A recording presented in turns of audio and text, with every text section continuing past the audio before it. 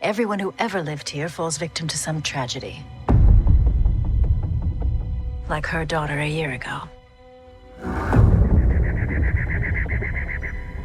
A Haunting in Venice is another film in the Hercule Poirot series that features the famed detective attending a seance held on Halloween. When things go awry and bodies start to show up, the detective will have to work against the clock to figure out whether the murders are supernatural in nature or not. I'm going to say it right off the bat, I absolutely love these Hercule Poirot films. I think they're all so fun. I don't think they're technically like the most well-made films in existence, but the amount of fun and just cleverness that Kenneth Branagh manages to imbue into these films is very impressive, and it makes for a fun time at the movies. I go into these films not expecting like masterpieces, and I am never disappointed every time. Sure, they're not good on like a technical or story level. I think the technical level was increased on this one, which we will get to in a minute, but overall they're kind of weak in the other films. But for this one and for all of them, I have fun.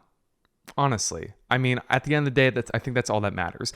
Kenneth Branagh is having a blast as Hercule Poirot, the famed detective. It's not a great performance, but it's what works for what the film is, basically. He doesn't need to give an Oscar-worthy performance.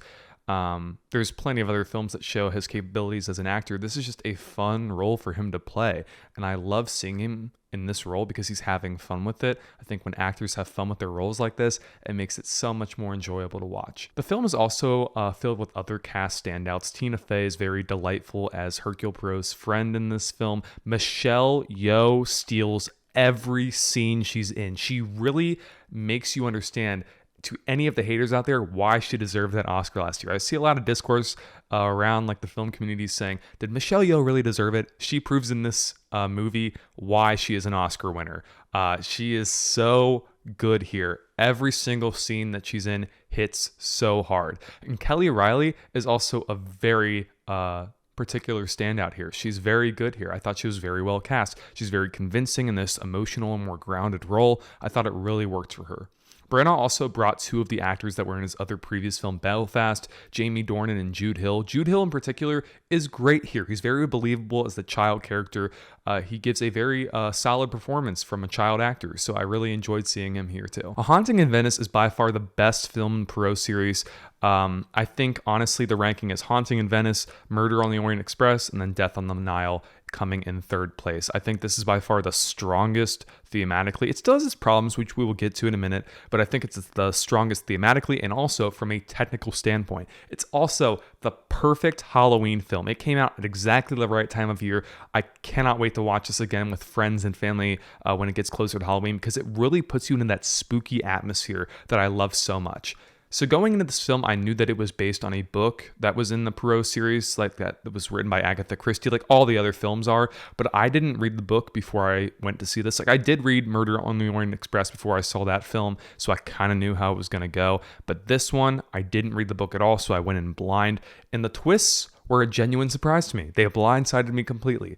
Of course, if you've read the book, you might be able to tell me whether or not it's accurate to the book or not. I don't know if it is personally, because once again, I haven't read it, but it really just surprised me. And I think it's a very surprising film. It has a lot of twists and turns in it, which I really appreciated. The set design of the Italian house is kind of haunted. It's just so impeccable and eerie and spooky. There's scenes where Hercule Poirot walks through the dimly lit corridors of the house at night while creepy oboe music plays, and it's amazing in setting a spooky atmosphere. Speaking of spooky, the film is genuinely unsettling at parts. I was blindsided by that because I went in expecting, okay, nice cozy murder mystery with all these British actors.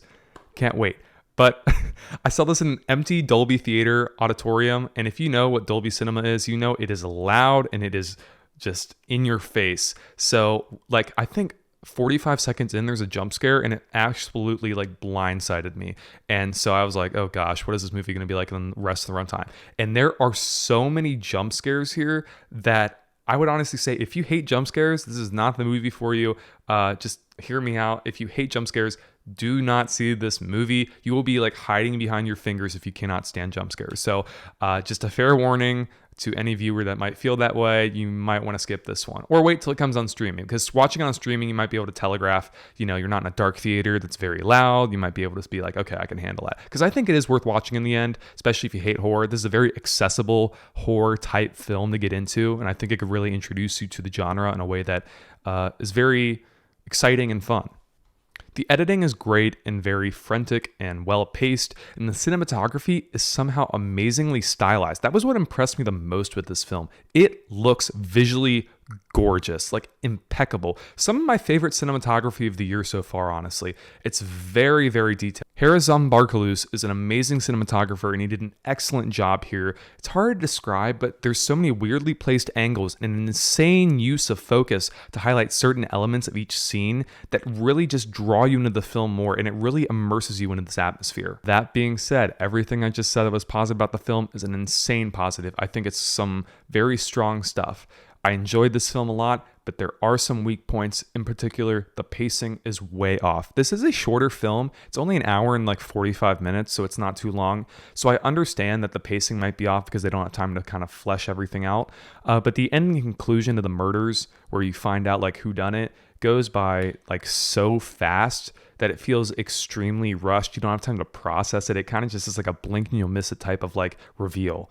I wish they kind of devoted more time to that. I thought it was a very interesting subject matter that like led up to the murders, and I thought it was like a cool reveal. But they went through it like too fast, and I think it kind of hampered the film a little bit. The middle of the film also does drag. The beginning and end are very strong.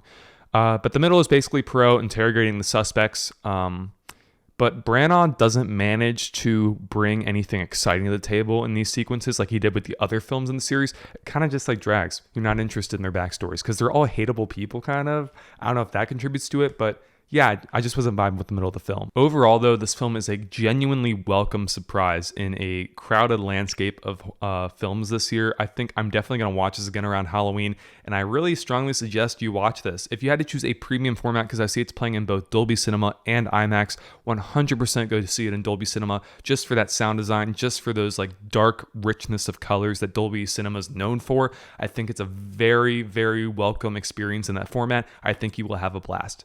I'm going to give A Haunting in Venice an 87 out of 100. Thank you guys so much for watching. If you are new to my channel, please do not forget to click that subscribe button down below, like the video, and turn on the push notification bell so you can be notified whenever I upload a new video to this channel. With that being said, this is Mitchell signing off. Peace out.